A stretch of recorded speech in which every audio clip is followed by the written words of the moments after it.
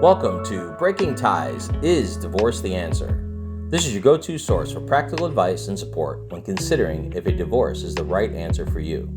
Join us each weekday for a quick chat where we'll uncover a variety of topics such as child custody, property division, and self-care. Together, we'll explore the emotional, financial, and legal aspects of divorce and help you find the best path forward for you and your family. Here is your host and Certified Divorce Financial Analyst Professional, Mike Fulkerson. Welcome to the third day of the Breaking Ties interview series, where we talk with professionals who assist those getting people through the divorce process and answers many common questions that you might have. As always, I'm your host, Mike Fulkerson, and with me today again is our friend Marson Maynor. Marson is a loan officer with Geneva Financial and has a ton of experience in mortgages. Welcome back, Marson. Thanks, man. Great to be here. Looking pretty sprite today. You're not looking too bad yourself. Right on, man. Thanks. All right. So we're going to roll out the first question here for our listeners. And if our listeners hasn't picked up on the other two podcasts we've done, you're going to want to go back and listen to those, because we had some really great questions that we went through, and Marson provided some excellent advice.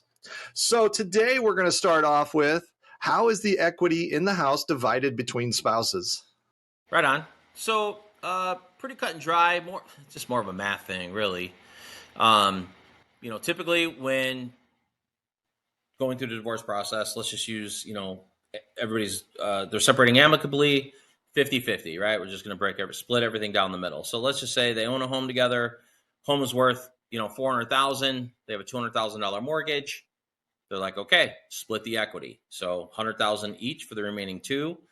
And you also want to make sure that even though someone may be, the way the negotiations go says that the other spouse should get X amount of money, you have to remember if because they're keeping the property. I mean, if they're selling, then it's just 50-50 of net proceeds and then they're done. But if they're retaining ownership of, one of them is retaining ownership of the property, they're going to be limited on the maximum dollar or the maximum dollar percentage that they can withdraw from the house on a cash out refinance. So there's going to be some limitations.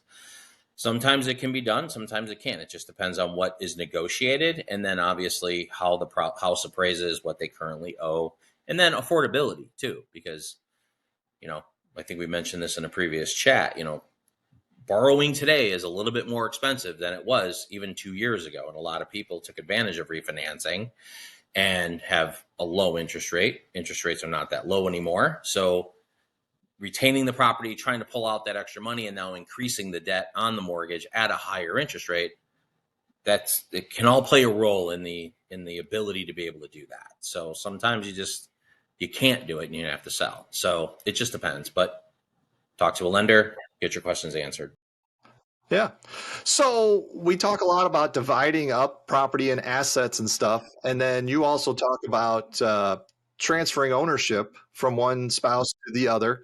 Are there tax implications that you're aware of when transferring ownership of the home? Not typically if one is basically just staying on property.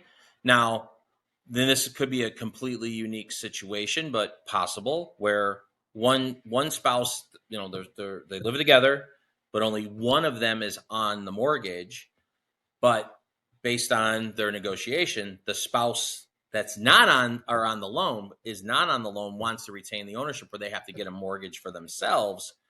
Then that could create something, because you're actually changing possibly the title of the ownership. So the courts don't care who's changing hands, but if you're changing hands, sometimes there's repercussion based on a timeline. Like, for example, capital gains. You need to own the property for at least 2 years. So, and I'm, again, not an attorney. You'd want to check with them. But typically, let's say, 2 years ago, married couple bought a home, and, now they're in the process. It's less than 2 years, let's say. They're in the process now, and they're debating on what to do. Well, if they go sell the property, that could be one tax implication, because they didn't wait the 2 years, but it may not hurt them to have one of them retain, because it's still staying like within the family. So it's more of a tricky kind of question based on the specific scenario for them and how they're negotiating. Right. Yes. And like you said, you're going to want to, talk with the attorney, but also you might enlist an accountant to help you out as well, just to make sure you're on the right side of those tax issues. So, an interesting question that has popped up is, what if the house is underwater? The mortgage balance exceeds the home value. Any thoughts on how that might play out? Yeah, I mean, you're already talking about being underwater, and nobody wants to be underwater no matter what, unless you got air. So, um, the short answer is you can do it. If you're not going to have one of them is not going to retain the property and be able to be expected to compensate the other spouse who's vacating the property with any kind of money, because if the balance is less than what they currently owe, hence being underwater, then there is no money, there's no equity to share, right? So all that's going to bring that back is time, right? Pretty much. So it honestly, a short sale situation is probably going to be better for both of them. But again, I'm more talking from my own personal opinion, because anytime you can own real estate, and especially if you have kids, you don't want to be moving them around if you don't have to.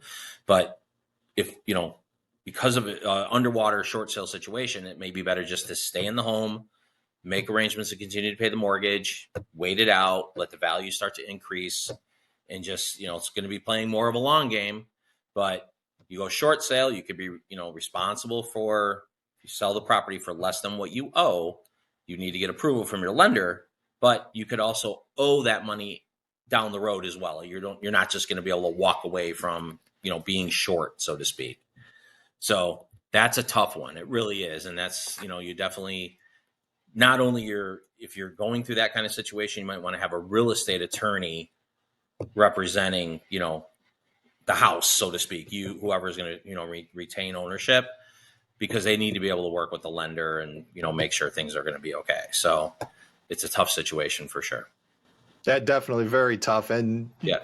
Our listeners are definitely going to want to enlist someone with a lot of experience as well on the short sale side, like you said, a real estate attorney. All right. So let's go with the last question of our session today. Can a prenuptial agreement affect the division of the home in a divorce? Absolutely, because the way the prenup is read, it's a negotiation. But from the standpoint of who may be responsible depending on what happens is really going to be determined based on, is there a mortgage of the property, and how did the deed of the property get recorded? Because even though you might sign a prenup, and again, I'm not an attorney, so a prenup is just an agreement between two people that is authorized, or, the blessings given by the court. But when it comes to owning a property, you have a personal promissory note to a creditor that says that you owe it. So just because you may not be responsible in a prenup situation, the mortgage company isn't going to say, oh, because you have a prenup, we're just going to let you off the hook. It doesn't work that way. So again, that's where you talk about, maybe if you're going to retain, you do a refi, or you sell and you don't have to worry about it then, because everything would be dissolved. Right. That was an easy one. Excellent. Well, we appreciate your time again today, Marson. And this concludes our third day of the week here of our interview. Please join us tomorrow as we continue our discussion on mortgages and divorce. Believe it or not, there are more questions. And Marson and I would like to thank you for joining us today on the Breaking Ties interview series. Should you have any questions for Marson, you can find his contact information in the description of the podcast. And remember, divorce is not the end of your story. It is the start of your next great chapter. See you tomorrow. We want to thank you for listening to this episode of Breaking Ties, Is Divorce the Answer? With Mike Fulkerson. For questions, please reach out to Mike via email in the description, or give him a shout at 630-444-1410. And remember to subscribe, like, and follow.